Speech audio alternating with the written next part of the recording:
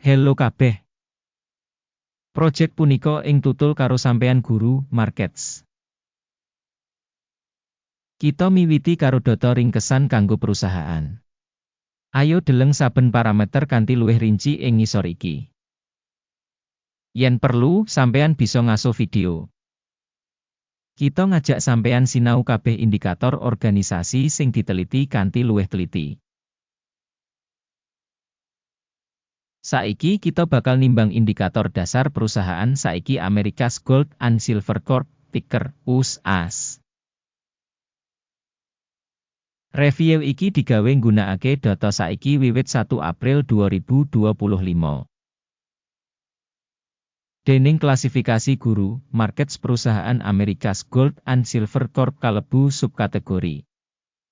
Metal Drug, 67 organisasi njupuk bagian ing analisis, iki banget wakil.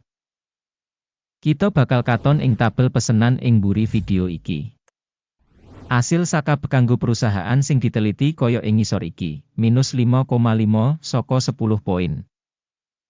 Asil rata-rata kanggo subkategori punika, 2,1 terms. Yen katon wiyar, ing pasar saham ing agregat. Elingo yen asil rata-rata kanggo pasar saham as total 1,9 poin. Marang skor perusahaan minus 5,5 terms America's Gold and Silver Corp. Bandingake dinamika rega saham perusahaan America's Gold and Silver Corp lan saham subkategori. Kita bisa ndeleng sing liwat pungkasan 12 sasi saham America's Gold and Silver, nuduhake dinamika 155,2%. 55,7% nglawan owah-owahan rega ing subkategori. Iki ora cetha nuduhake apa-apa, nanging kita kudu mbudidaya kasunyatan iki ing atine. Kapitalisasi pasar perusahaan America's Gold and Silver Corp regane 0 $32 sen miliar. Lan kapitalisasi subkategori yaiku 365 $miliar. America's Gold and Silver Corp nuduhake 0,087%, iki minangka salah sawijining perusahaan cilik ing subkategori. Kapitalisasi neraca perusahaan kira-kira 0 $3 sen miliar. Lan kapitalisasi subkategori yaiku 158 $miliar. America's Gold and Silver yaiku pukul 0,21 $.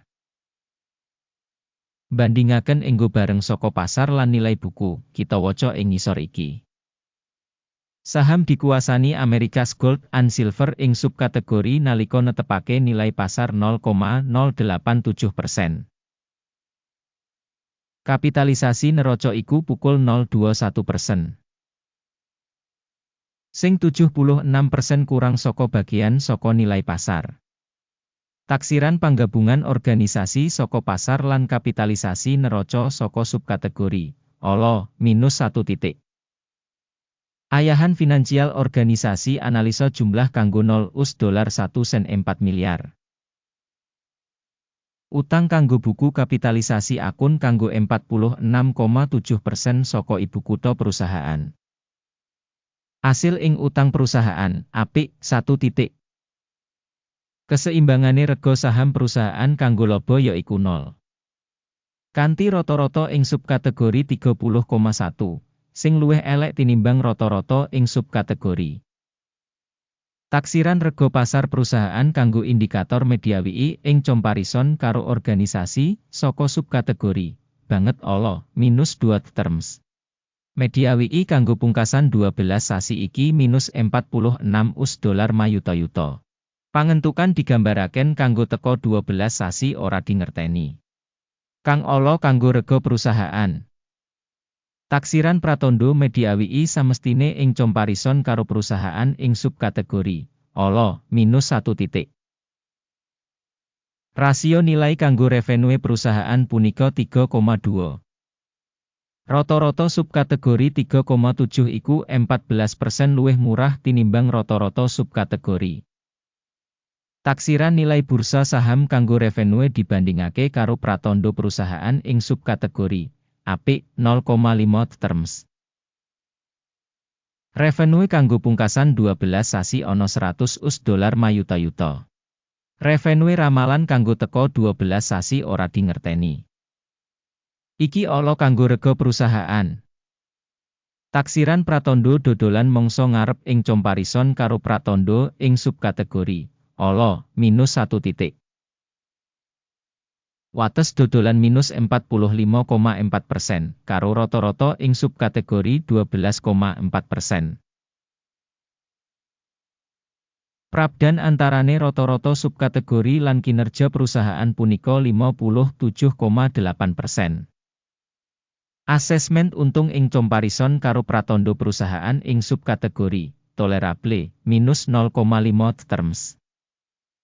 Bagian perusahaan dening nomor karyawan ing subkategori punika 0%. Sing kurang saka bagian kapitalisasi pasar. Iki nuduhake rega pasar saiki perusahaan America's Gold and Silver Corp. Jumlah modal saben karyawan perusahaan $0.000. Dene kanggo subkategori $3.529.000. Prabdan antarane rata-rata subkategori lan kinerja perusahaan punika 100%. Prakiraan saka jumlah ibu kutha saben pegawe ing comparison karo pratandha perusahaan ing subkategori tolerable -0,5 terms. Jumlah bati kanggo saben karyawan perusahaan yaiku $0.000. Kanthi rata-rata kanggo subkategori $117,2.000. Lan prabdan antarane rata-rata subkategori lan kinerja perusahaan 100%. Ngira-ngira bati saben karyawan individu perusahaan dibandingake karo pratandha perusahaan ing subkategori tolerable -0,5 poin. Volume dodolan saben karyawan individu saka organisasi punika $0.000. Miturut subkategori $943.000.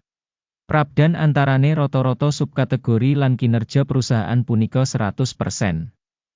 Ngira volume dodolan saben karyawan perusahaan dibandingake karo indikator perusahaan ing subkategori lumayan -0,5 poin. Saham cendak 1,4% karo rata-rata subkategori 1,8%.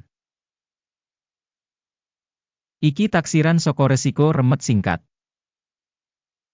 Indikator resi 14 nuduhake tingkat 49% kanggo perusahaan America's Gold and Silver Corp. Dene ing subkategori tataran resi 14 kurang luwih 66%.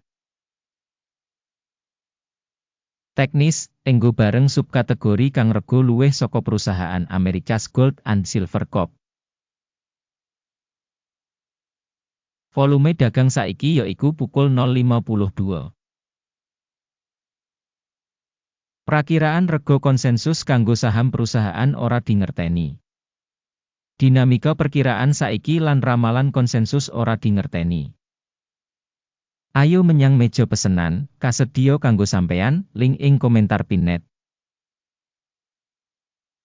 Tabel pesenan ngemot pancen kabeh pancasan publikly digawe ing mangsa diwenehi dening sistem informasi guru, markets.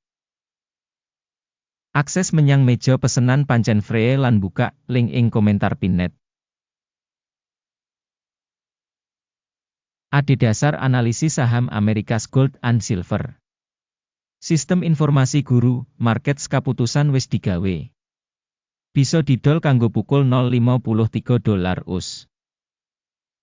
Pesenan buka amarga perusahaan duweni rating sing relatif kurang. Pambiji perusahaan digawe nggunakake kriteria evaluasi indeks AKIM. Jupuk kauntungan disetel ing 0,39.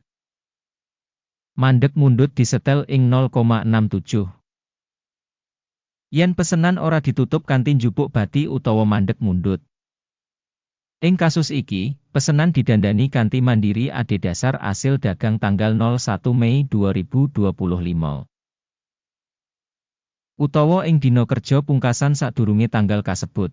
Ticker EKX bakal dadi pesenan tuku utama.